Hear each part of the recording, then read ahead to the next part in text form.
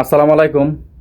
Saudi আরবে নতুন যারা আসতেছেন ফ্রি ভিসার মাধ্যমে, কারণ ওটু হুরুপ পড়ে যাচ্ছে, সৌদিরা মুআসসাসা বন্ধ করে দিতেছে, কারণ অটোমেটিকলি হুরুপ চলে আসতেছে। কারণ হাজার হাজার মানুষ এই হুরুপে ভুগতেছে। এক আতঙ্কের নাম হচ্ছে হুরুপ সৌদি আরবে এখন, কারণ ওটু হুরুপ পড়তেছে। যারাই সৌদি আরব নতুন আসতেছে ফ্রি ভিসার মাধ্যমে, সর্বোচ্চ 6 মাস, 7 মাস, 3 মাসের ভিতরেই হুরুপ চলে আসতেছে।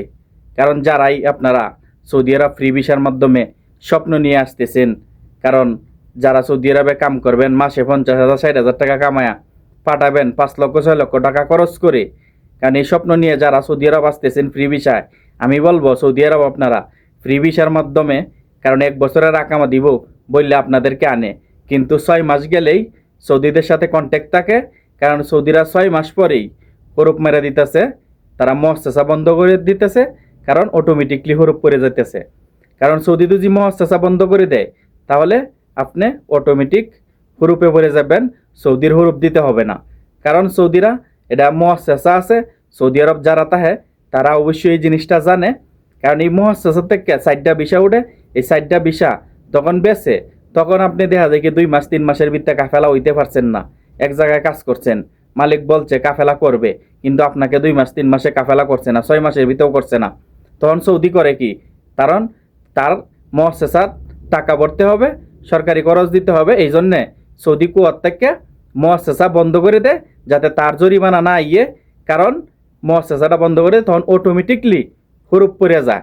কারণ যারা ভিসাটা কিনে, যে দালালগুলা আমাদের দেশের বাংলাদেশের দালালগুলা ভিসা কিনে সৌদি রেনতে কন্ট্যাক্ট করে 6 মাস 7 মাস 1 বছর কন্ট্যাক্ট করে কিনে, কিন্তু সৌদি টাকা টিকেই নেয়।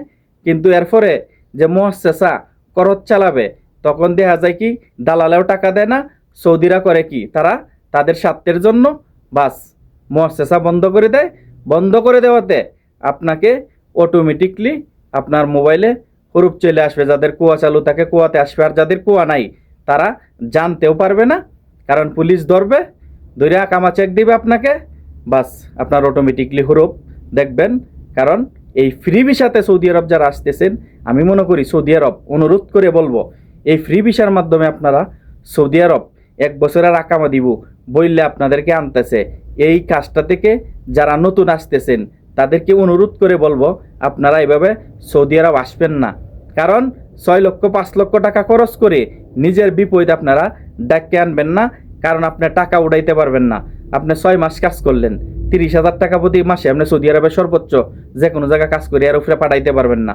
তখন আপনি 6 মাসে কয় টাকা পাঠাইবেন?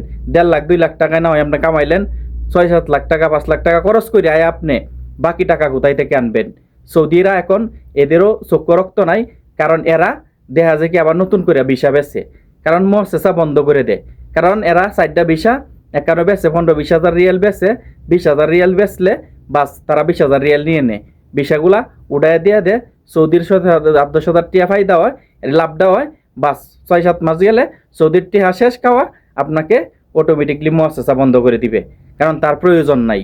কারণ তখন তাকে ফোন দিলে মুআসসাসা বন্ধ করে দিস, তুই জানাইলে না, কোনো কিছু করলে না, মুআসসাসা বন্ধ করে দিছস, সে বলবে আমি জানি না, খালাস, এই কথা বলবে সে। কারণ সৌদিরা মুআসসাসা বন্ধ করে দেয়, কিন্তু লোকজনকে বলেও না। সৌদিরা এরকম হয়েছে এখন, আপনাকে বলবে না।